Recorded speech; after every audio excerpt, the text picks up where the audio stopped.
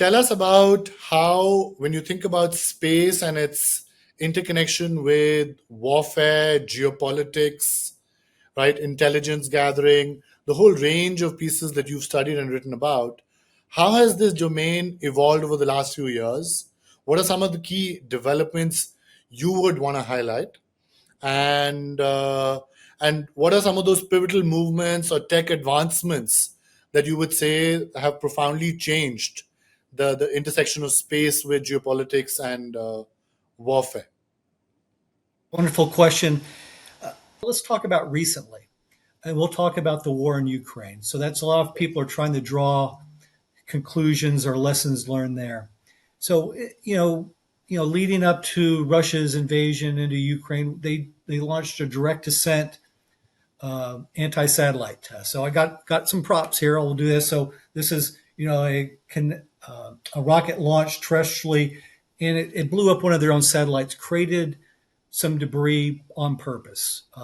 Debris is a big concern because just like the oceans and seas of the world, it's a shared domain. And so if you cause debris on your end, it could impact me just like trash, open water mines at sea.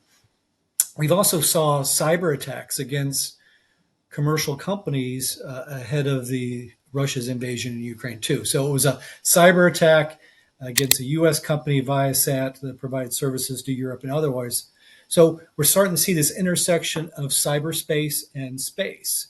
So there's maybe this interconnection that we haven't fully figured out what the strategic implications are. Was it cyber warfare or was it space warfare? This kind of this blending. Then we have the role of commercial. So Starlink, SpaceX's Starlink satellites was being used by Ukrainian forces and others. What's the role of commercial companies? Can commercial companies act as proxies, part of proxy war? Those are important implications. And, India has a wonderful commercial industry too. So these are important questions for India too.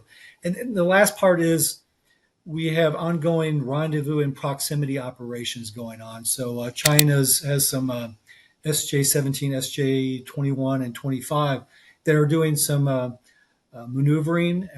Open source reporting is reporting on that. So, the technology is catching up to let us have movement and maneuver just like we do in the other domains for mobility.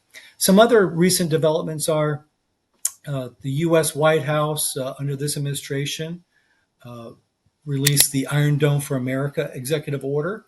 A lot of it's still in the programmatic development stage, but we know there's going to be a space element there too, as it's kind of a missile defense. So trying to prevent these kinetic launches, what are you going to do, whether it's during boost phase, mid-course, or other, to protect countries and allies and the like.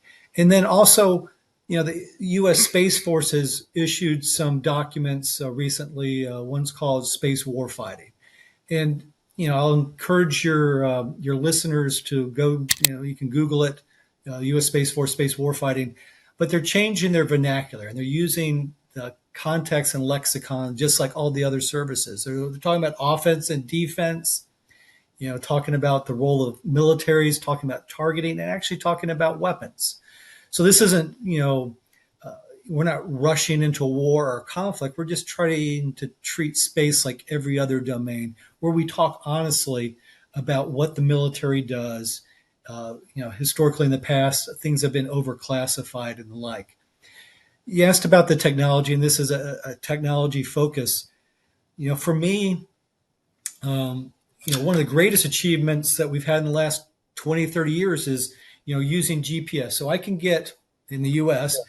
Pizza and tacos delivered to my house, courtesy of using GPS, which is a U.S. Space Force capability. It's provided for free of charge. Galileo and other countries and regions have their own. I think what's really changing is, the data analytics, the Earth observation. So Planet and a lot of companies and a lot of countries are sucking in this information. And it's not just real time. They're storing it so we can have patterns of life. We can rewind time. Yeah. When the U.S. did the special operations raid to find Osama bin Laden, one of the things that they reported on media was they were able to take the compound and then peel it back like layers of an onion to see how it was built.